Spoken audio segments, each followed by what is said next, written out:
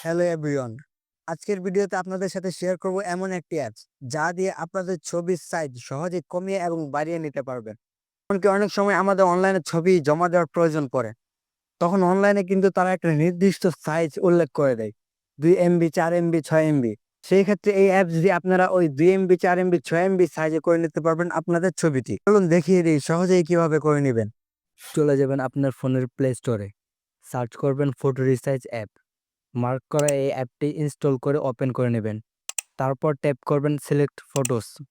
আপনি যে ছবিটির সাইজ কমাতে বা বাড়াতে চান সেই ছবিটি সিলেক্ট করবেন। ক্লিক করবেন রিসাইজ। এখন নিচে চলে যাবেন। তারপর ক্লিক করবেন resolution and file size custom.